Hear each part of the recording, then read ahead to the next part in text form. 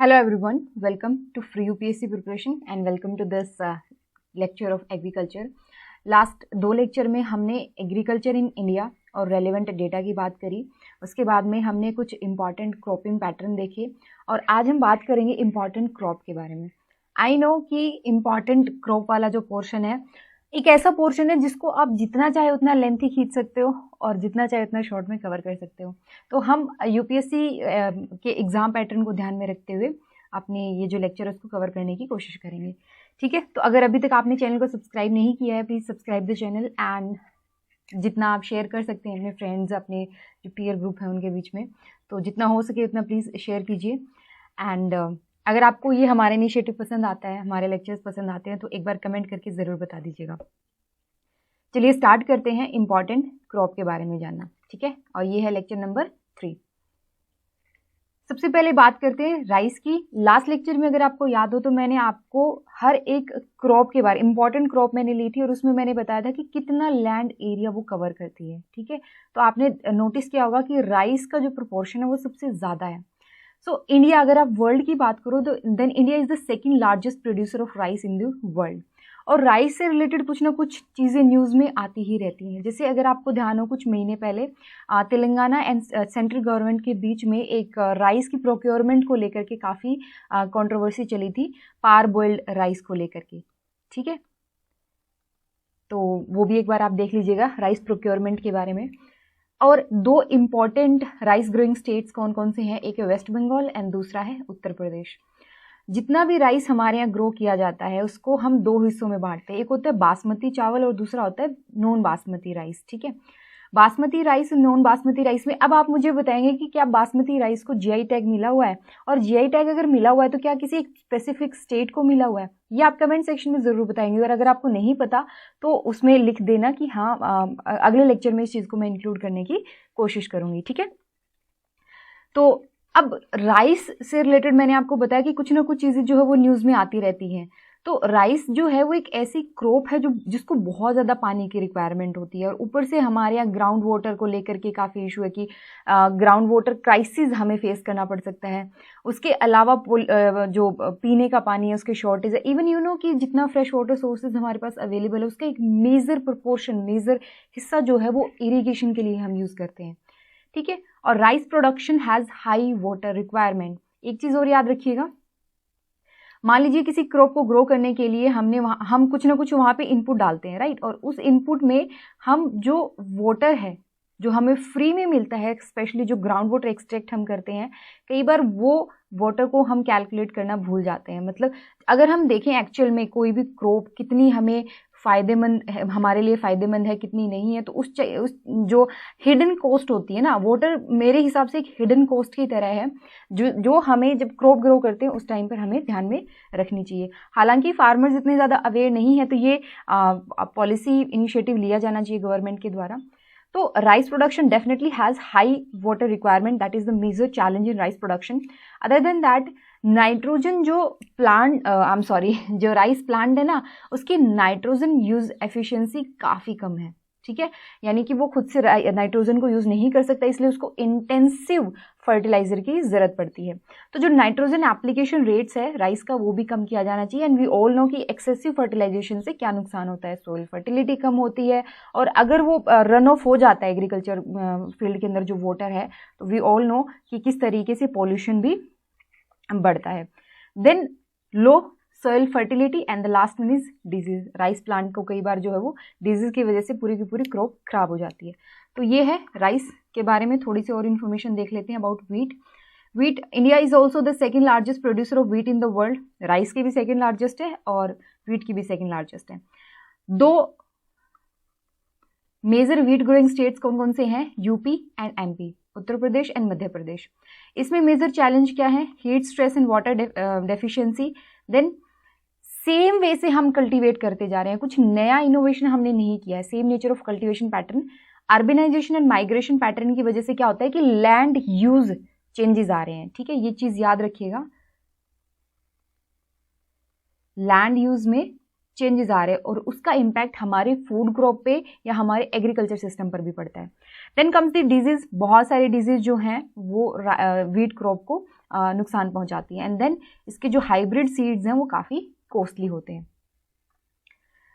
Bajra, jowar, bajra and ragi, these are the important millets grown in India. इनकी nutrition value काफ़ी high होती है and ये एक तरीके से कम पानी वाले एरिया के अंदर भी, ठीक है, अच्छे से ग्रो कर सकते हैं। And these crop serves ideally as a cheap nourishing source for both human and livestock. बाजरे को आप अपने जो पशु हैं, जो जानवर हैं, उनको भी डाल सकते हो और खुद भी खा सकते हो, right. Same with the jowar. And bajra is also known as pearl millet, ये याद रखिएगा। इसको रेनफॉल 40 to 60 सेंटीमीटर चाहिए होती है, टेम्परेचर इसके 20 to 30 डिग्री सेल्सियस चाहिए होता है। तो ये थोड़ा सा जो सेमी एरिड कंडीशन होती है ना, उसके अंदर भी अच्छे से ग्रो कर जाते हैं। देन कम्स द ज्वार। ये ज्वार का उसको बोल सकते हो आपकी प्लांट है। इसको सोरगम, ग्रेट मिलेट या इंडियन मिलेट भी बोलते हैं। And this is third most important food crop with respect to area and production. तो फर्स्ट कौन सी है? Rice, then comes the wheat and third is jowar. Third most important crops when it comes to the area and production. Rainfed crop है ये। And then major producer कौन कौन से states हैं? Maharashtra, Karnataka, Tamil Nadu and MP. जैसे अगर आप सदर्न उसकी पेनिनसुलर इंडिया की बात करो तो यहाँ पे वेस्टर्न घाट्स हैं और वेस्टर्न घाट्स की हाइट ज़्यादा है, उसकी वजह से मानसून विंड जो है वो टकरा के इस एरिया में बारिश करती हैं। ये वाला जो एरिया है वो रेनफेड या मतलब एरिड कंडीशन फेस करता है, ठीक है। तो उस एरिया के अंदर ज्वार, बाजरा ये अच्छे से ग्रो किए जा सकते हैं, मतलब मिलेट्स। देन बात करते हैं रागी की और मेज की। रागी को हम बकवीट या फिंगर मिलेट भी बोलते हैं एंड ये ड्राई रीजन की क्रॉप है।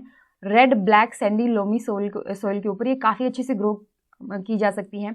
रिच इन आयरन, कैल्शियम और जो माइक्रो न्यूट्रिएंट्स होते हैं उनमें भी काफ़ी हेल्पफुल होती है, उनको प्रोवाइड, इसमें काफ़ी कंटेंट होता है माइक्रो न्यूट्रिएंट्स का भी। मेजर प्रोड्यूसर की कैटेगरी में कौन कौन से स्टेट्स आते हैं? कर्नाटका, तमिलनाडु एंड हिमाचल प्रदेश। मेज की अगर मैं बात करूँ तो definitely maize is used as a food and fodder crop. Kharif crop है ये और कुछ एरियाज में स्पेशली ध्यान रखिएगा, कुछ एरियाज में मेज को रबी सीजन में भी ग्रो किया जाता है।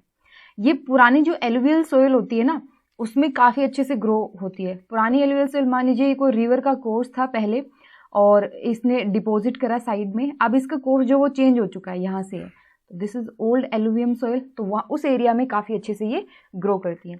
मेज जो है वो इंडस्ट्रियल प्रोडक्ट के लिए एक बेसिक रॉ मटेरियल के तौर पे भी काम आती है, जैसे starch, oil, protein, alcohol, beverage, food sweeteners and pharmaceutical industry के अंदर ये एक रॉ मटेरियल के तौर पे भी इसको यूज़ किया जाता है, ठीक है जी। आगे बढ़ते बात करते हैं पल्सेस के बारे में। And India is the largest producer as well as the largest consumer in the world. लेकिन जितना हम कंज्यूम करते हैं उतना हम प्रोड्यूस नहीं कर पा रहे, इसलिए हमें इंपोर्ट पर डिपेंडेंट रहना पड़ता है। It is a major source of protein specially for the vegetarian people. जो वेजिटेरियन डाइट होती है ना, उसके अंदर एक मेजर सोर्स ऑफ प्रोटीन का क्या है? पल्सेस हैं। मेजर प्रोड्यूसिंग स्टेट्स कौन से हैं? एमपी, महाराष्ट्र, तमिलनाडु, गुजरात एंड बाकी भी हैं कुछ स्टेट्स जो पल्सेस की प्रोडक्शन में काफ़ी हेल्पफुल हैं। पल्सेस को आप खरीफ क्रॉप या रबी सीजन में भी ग्रो कर सकते हो और रबी जो पल्सेस हैं दे contribute more than 60% of total production. अब कई बार क्या होता है कि मतलब अगर आप एग्जाम में बैठे हो तो बहुत ज़्यादा प्रेशर है, उसकी वजह से क्या होता है कि हमारे दिमाग से निकल जाता है कि पल्सेस कोई एक एक एक एक क्रॉप नहीं है, पल्सेस में बहुत सारी वैरायटी आती है। मूंग है, चना है, अरहर है, तूर है, ये सारी चीज़ें इसके अंदर आती है, ठीक है। तो उस उड़द है, उसकी वजह से क्या होता है कि कुछ ऐसी क्रॉप है जो रबी सीजन की है और कुछ ऐसी हैं जो खरीफ सीजन की है। तो अब उसमें आपने याद रखना है कि पल्सेस की अगर हम बात कर रहे हो तो रबी पल्सेस का ज़्यादा कंट्रीब्यूशन है, मोर देन 60% है, और खरीफ पल्सेस का कम कंट्रीब्यूशन है, ठीक है। और इसमें ग्राम जो चना होता है उसका लार्जेस्ट शेयर है ओवरऑल पल्सेस प्रोडक्शन के अंदर, अराउंड 40% है। ये भी 50% नहीं है। अगर आपको कोई कह दे ना, स्टेटमेंट दी हुई हो कि gram has more than 50% share in overall pulse production, statement गलत हो जाएगी, ठीक है। तो लेस देन 50% है, अराउंड 40% है, ओके जी। ये क्वेश्चन दिया हुआ है प्रीवियस ईयर 2020 के अंदर पूछा गया था। चलिए बात करते हैं। अब इसमें से हम वो स्टेटमेंट आइडेंटिफाई करेंगे जो हमें पता है, okay. So black gram that is urad can be cultivated as both kharif and rabi crop. क्या हमने इसके बारे में कहीं जिक्र किया है? नहीं किया कहीं पर भी। देन ग्रीन ग्राम, मूंग जिसको हम बोलते हैं, alone accounts for nearly half of the pulse production. ये चीज़ हमने अभी रिसेंटली देखी कि मूंग नहीं है, चना है जिसका लार्जेस्ट शेयर है, और वो भी 50% से तो ज़्यादा नहीं है, हाफ भी नहीं है, अराउंड 40% है। तो that statement would be wrong. In the last 3 decades, while the production of kharif pulses has increased, the production of rabi pulses has decreased. You know about that? अगर आपसे कह दिया जाए कि पिछले 3 सालों में रबी पल्सेस की जो प्रोडक्शन है वो घटी है और खरीफ प्रोडक्शन बढ़ी है, you know about that? I don't know. तो इसको भी एक बार पेनी में रखते हैं, पहले इस ऑप्शन के हिसाब से ढूंढने की कोशिश करते हैं। तो बी भी नहीं है, सी नहीं है, डी नहीं है, and the statement is A only. ठीक है, तो इस तरीके से एलिमिनेशन मेथड से भी आप सही आंसर तक पहुंच सकते हो, but I am not saying कि आप हर क्वेश्चन को ऐसे अटेम्प्ट कर पाओगे, नहीं। लेकिन अगर एक दो चीज़ें भी पता है, मतलब अगर आपकी कुछ हेल्प हो रही है एग्जाम में, तो आई गेस कि आप सही मटेरियल रेफर कर रहे हो, और काफ़ी 1 या 2 मार्क्स भी अगर आप फेच कर पा रहे हो तो आर या पार वाला मामला हो सकता है। ठीक है, आगे बढ़ते हैं। ये मैंने एक प्रैक्टिस क्वेश्चन यहाँ पे डाला है, इसको प्लीज अटेम्प्ट करिएगा। 2023 को इंटरनेशनल ईयर ऑफ मिलेट के तौर पे सेलिब्रेट किया जाएगा। So we need to discuss the significance of millet cultivation in India. याद रखिएगा, millet cultivation, not pulses cultivation, जैसे रागी, ज्वार, बाजरा, उसके बारे में हमें बात करनी है। ठीक है, तो इसके ऊपर आप लिख सकते हैं, आप हमें भी सेंड कर सकते हैं। अब बात करते हैं प्लांटेशन एग्रीकल्चर के बारे में। तो प्लांटेशन एग्रीकल्चर की खासियत क्या है, कैरेक्टरिस्टिक्स क्या है, उसके बारे में बात करते हैं सबसे पहले। तो इसको लार्ज स्टेट्स की जरूरत होती है, मतलब एक लार्ज पैच ऑफ लैंड की जरूरत होती है। देन कैपिटल इन्वेस्टमेंट काफी चाहिए होता है। इसमें सिंगल क्रॉप स्पेशलाइजेशन पे फोकस किया जाता है, जैसे tea plantation, coffee plantation, rubber plantation, cocoa plantation. ठीक है, तो एक क्रॉप पे ज्यादा फोकस किया जाता है। इसमें आपको मैनेजरियल एंड टेक्निकल सपोर्ट की भी जरूरत होती है। यहाँ पर आपको साइंटिफिक मेथड ऑफ कल्टीवेशन भी चाहिए होता है। Then efficient transportation system, high value commercial crop होती हैं, ये ग्रो की जाती हैं यहाँ पे। Then India enjoys leading position in the production of plantation crops throughout the world, ये याद रखिएगा। Most of the plantation crops are exotic to India and introduced by colonial empire. जैसे टी की अगर हम बात करें, टी की, कॉफी की, रबर, ठीक है, तो ये कॉलोनियल एम्पायर के द्वारा हमारे यहाँ इंट्रोड्यूस करी गई, ये नेटिव स्पीशीज नहीं है, ये चीज ध्यान रखिएगा। बात करते हैं टी प्लांटेशन की। तो आपको अगर याद हो, मैंने कल आपको जब मैं crop wise land area cover करवा रही थी तो उसमें मैंने टी का भी जिक्र किया था कि मोर और लेस स्टेगनेंट एरिया जो है वो अंडर टी कल्टीवेशन है। So India is a home to a wide variety of tea and the tea plant grows well in tropical and subtropical climate, endowed with deep and fertile, well drained soil. T की सबसे अच्छी और सबसे खास बात ये होती है, इसको वेल ड्रेन्ड सोइल चाहिए होती है, rich in humus and organic matter. कौन से एरियाज में सबसे ज्यादा ग्रो की जाती है? Darjeeling T is very famous through out the world. North east India में, नॉर्थ बंगाल के अंदर एंड नीलगिरी की पहाड़ियों में टी को ग्रो किया जाता है या टी प्लांटेशन होती है। Other than that India is the second largest producer. ठीक है, सो एक्सपोर्ट्स की अगर हम बात करें, यहां पे आप मुझे बताएंगे कि फर्स्ट प्रोड्यूसर कौन है। India stands fourth in terms of T exports. तो पहला कौन है? केन्या, सेकेंड नंबर पे चाइना, एंड थर्ड नंबर पे श्रीलंका, एंड फोर्थ नंबर पे इंडिया। ठीक है जी, अब बात करते हैं कॉफी प्लांटेशन की। ये कॉफी का प्लांट है। कॉफी स्पीशीज जो होती है वो श्रब्स होती हैं, छोटी छोटी झाड़ियां होती हैं। Indian coffee is known in the world for its good quality. India is the third largest producer and exporter of coffee in Asia and fifth largest exporter in world. हमारे यहाँ जो अरेबिका वेराइटी मिलती है, ठीक है, arabica variety of coffee, ये हम Yemen से लेकर के आए थे और अभी इसको हमारे देश में भी उगाया जाता है। मेजर प्रोड्यूसिंग स्टेट कौन कौन से हैं? कर्नाटका है, केरला एंड तमिलनाडु है। और अभी कल्टीवेशन एक्सपैंड हो रही है धीरे धीरे in Andhra Pradesh, Odisha and north eastern states के अंदर भी। अब बात करते हैं शुगर केन की। ट्रॉपिकल क्रॉप भी है, साथ ही साथ ये सब ट्रॉपिकल क्रॉप है। India is the second largest producer after Brazil. Producer states में कौन कौन सी चीजें प्रोड्यूसर स्टेट में कौन कौन से स्टेट्स आते हैं? UP, Maharashtra, Karnataka, Tamil Nadu, Andhra Pradesh, Telangana and Bihar. अब इसमें ना ट्रेंड है, ये मेंस में आपके लिए काफी हेल्पफुल हो सकता है, या फिर हो सकता है प्री में भी इससे रिलेटेड क्वेश्चन पूछ लिया जाए कि sugarcane cultivation is shifting toward the south India, major reason क्या है इसके पीछे, मेन रीज़न क्या है? शुगर केन कल्टिवेशन जो है वो नॉर्थ इंडिया से अभी साउथ इंडिया की तरफ शिफ्ट कर रही है. So tropical climate is the major reason. Why? Because tropical climate provides for a longer growing season. जो सुक्रोज कंटेंट होता है वो भी काफ़ी ज़्यादा हो जाता है. Then better transportation facilities available है हमारे पास, क्योंकि वहाँ पे पोर्ट है या जो डेवलप्ड ट्रांसपोर्टेशन सिस्टम भी आप बोल सकते हो. तो ये कुछ मेजर रीज़न है जिसकी वजह से शुगर केन कल्टिवेशन अभी साउथ इंडिया की तरफ शिफ्ट हो रही है. बात करते हैं रबर की. तो ये देख पा रहे हो, ये रबर प्लांट है और ये कट लगा करके यहाँ पर जो वो होता है उसका जो क्या बोलते हैं इसको, जो रबर है उसको कलेक्ट किया जाता है. That is natural rubber. इसको फिर इस केमिकल मिलाया जाता है और फिर बनता है वल्केनाइज्ड रबर, और उस वल्केनाइज्ड रबर को इंडस्ट्रियल पर्पस के लिए यूज़ किया जाता है. So rubber trees are sturdy, tall and quick growing, mainly in tropical region. Latex is trapped for making natural rubber. ये लेटेक्स होता है, ठीक है. इसको कलेक्ट किया जाता है to make the natural rubber. तो नेचुरल रबर को अगर आप केमिकल वहाँ पे कुछ मिलाते हो, then it becomes the vulcanised rubber which is used in industry. India presently 6th largest producer है रबर का, नेचुरल रबर का, ठीक है. कौन से एरियाज में ग्रो किया जाता है? तो ये मेनली ट्रॉपिकल एरियाज में ग्रो किया जाएगा, यानी सदर्न स्टेट्स में ज़्यादा इसकी प्रोडक्शन देखने को मिलेगी.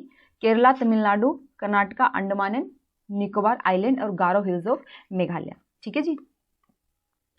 बात करते हैं कोकोनट की. ठीक है. सो coconut palm is the most useful palm in the world. इसके काफ़ी सारे जो यूजेस होते हैं, ठीक है, कोकोनट के. एंड द कोपरा जो वो होता है ना, अंदर का जो मेन नारियल जिसको आप बोलते हैं, बाहर की जो शेल इसको हटा दो तो अंदर वाला जो है that is copra. It is obtain by drying the kernel of coconut, is a rich source of vegetable oil. नारियल का तेल तो आप सबने यूज किया होगा. And India is one of the leading producer of coconut. कौन कौन से स्टेट्स हैं? केरला, तमिलनाडु, कर्नाटका, आंध्र प्रदेश. ठीक है. अब आप मुझे ये बताएंगे कि ये जो कोपरा है, क्या गवर्नमेंट इसके लिए एमएसपी डिसाइड करती है?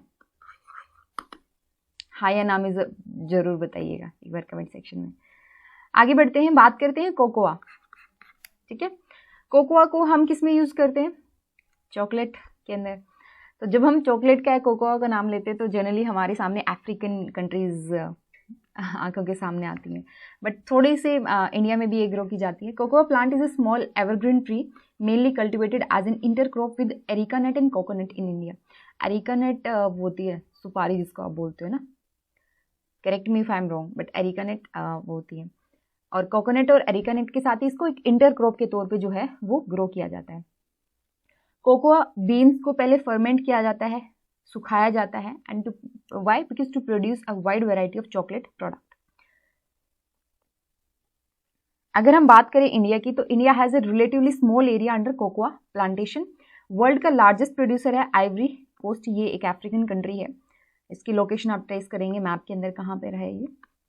And why it is not actively taken by India? हम कोकोआ को ग्रो तो करते हैं बहुत, बट बहुत ज़्यादा अमाउंट में नहीं, बहुत ज़्यादा क्वांटिटी के अंदर भी नहीं. तो reason being post production processing requirement इसकी काफ़ी ज़्यादा होती है, जो अभी इंडिया उतनी ज़्यादा डेवलप नहीं कर पा रहा है. हो सकता है आने वाले टाइम में हम बहुत अच्छी पोस्ट प्रोडक्शन प्रोसेसिंग रिक्वायरमेंट को डेवलप कर ले, तो उसके हिसाब से फिर हम भी इस क्रॉप को ग्रो करने लगेंगे, इस प्लांटेशन को. अब बात करते हैं हॉर्टिकल्चर क्रॉप की. जो हॉर्टिकल्चर क्रॉप है इसके अंदर आपको ध्यान रखना है कि India was the second largest producer of fruits and vegetable in the world after China in the year 2018. And India is a producer of tropical as well as temperate fruits. जैसे Maharashtra, Andhra Pradesh, Telangana, UP और वेस्ट बंगाल के mangoes बहुत famous हैं. नागपुर के oranges,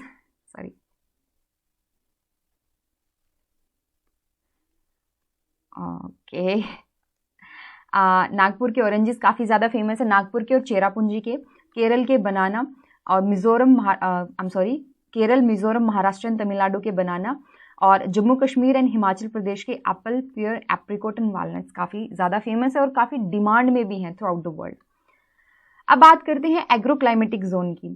तो 1964 में planning commission ने पूरे भारत को 15 एग्रो ह्यूमिडिटी रीजन के अंदर डिवाइड किया था, और इकोलॉजिकल अप्रोच को फॉलो करते हुए. यही चीज़ 1989 में in the 7th plan appraisal, 7 5-year plan appraisal, the agroclimatic region was proposed and 8th plan के दौरान इसको इम्प्लीमेंट किया गया। तो ये लिस्ट दे रखी है कि 15 कौन कौन से हमारे यहाँ एग्रोक्लाइमेटिक जोन है। Western Himalayan region, eastern Himalayan region, lower Gangetic plain region, middle Gangetic plain region, upper Gangetic plain region, trans Ganga plain region, eastern plateau and hill, central plateau and hill, western plateaus and hill, southern plateaus and hills, western coastal plains and ghat, eastern coastal plains and ghat, Gujarat plains and hills, western dry region and island region. ठीक है, ये कुछ agroclimatic reason है। अब थोड़ा सा analyse करते हैं चीज़ों को जितना हमने पढ़ा, क्योंकि कल से हम बात करेंगे सीड्स एंड फर्टिलाइजर पे। तो हमारा जो इंट्रोडक्शन है एग्रीकल्चर का या क्रॉप के बारे में जो डिस्कशन है वो कल आज इसी के साथ हम खत्म करते हैं। Will talk about the seeds and fertilizer और वेरियस अदर इनपुट्स जो हम प्रोवाइड कराते हैं एग्रीकल्चर को। तो अभी क्या है कि एग्रीकल्चर का जीडीपी में जितना कंट्रीब्यूशन है वो धीरे धीरे डिक्लाइन होता जा रहा है, and it's a matter of serious concern because any decline and stagnation in agriculture will lead to decline in other sphere of economy having wider implication for society। अगर इसका जो प्रोडक्शन है या इसका जो कंट्रीब्यूशन है वो धीरे धीरे कम होता जा रहा है तो इसका सोसाइटी के ऊपर काफी ज्यादा इम्पैक्ट पड़ेगा। अभी आज के दिन की अगर हम बात करो तो today Indian farmers are facing a big challenge from international competition and reduction in public investment in agriculture sector। अभी क्या है कि इवन जो आपने फार्म प्रोटेस्ट के बारे में भी सुना होगा, ठीक है, उससे कई सारे नए इश्यूज हमारे सामने आए, जैसे एक तो प्राइवेट इन्वेस्टमेंट का, ठीक है, private sector in Indian agriculture, वो वाला टॉपिक ज्यादा न्यूज में रहा। दूसरा एमएसपी को लेकर के हमने डिस्कस किया, मतलब हमने तो नहीं, काफी मुद्दा बना। एमएसपी को लेकर के भी हम डिस्कशन करेंगे आने वाले लेक्चर्स के अंदर। Let's talk about the impact of globalization on agriculture, क्योंकि आप यहाँ पे फोकस करें। मैंने कहा कि इंटरनेशनल कंपटीशन बहुत ज्यादा फेस करना पड़ रहा है इंडियन एग्रीकल्चर को। तो ग्लोबलाइजेशन का एग्रीकल्चर के ऊपर क्या इम्पैक्ट पड़ा? Globalization, liberalization, privatization, LPG reform introduce किए गए इन द 1991। उसके बाद में we need to understand that globalization is not a new phenomena. ऐसा नहीं है कि 1991 के बाद ही हमें ग्लोबलाइजेशन के बारे में पता चला, नहीं, it was there at the time of colonization. Colonization के टाइम पे जो कॉलोनियल एम्पायर्स थे during the colonization time period, वो नई उन्होंने क्रॉप को इंट्रोड्यूस किया इंडिया में। इंडियन जो क्रॉप्स थी वो उन्होंने यूज करी as raw material for their own industry. तो ग्लोबलाइजेशन उस टाइम पर भी था। 19th सेंचुरी की अगर मैं बात करूं, जब यूरोपियन ट्रेडर भारत आए थे, at that time to Indian spices were exported to different countries of the world and farmers of south India were encouraged to grow these crops. जैसे इंडिगो कल्टीवेशन, ठीक है, till today it is one of the important item of exports from India. British period में India की जो cotton belt थी वो Britishers को काफी ज्यादा अट्रैक्ट करती हैं, और ब्रिटिशर्स ने क्या किया कि हमारे यहाँ का जो रॉ मटेरियल है वो अपनी इंडस्ट्री के लिए लेके जाने लगे, और उनकी इंडस्ट्री का जो मैन्युफैक्चर्ड या फाइनल प्रोडक्ट था वो हमारे यहाँ लाने लगे।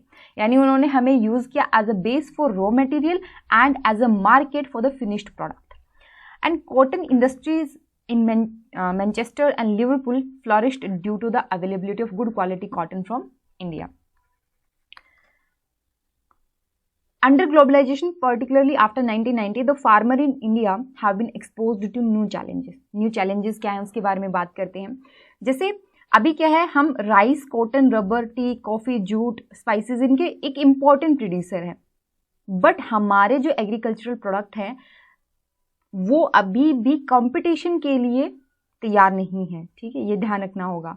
वाई? बिकॉज उन कंट्रीज के अंदर हाईली सब्सिडाइज्ड एग्रीकल्चर जो है वो प्रैक्टिस की जाती है, मतलब इन्वेस्टमेंट बहुत ज़्यादा है, और उतने लेवल का इन्वेस्टमेंट अभी इंडिया के अंदर देखने को नहीं मिलता।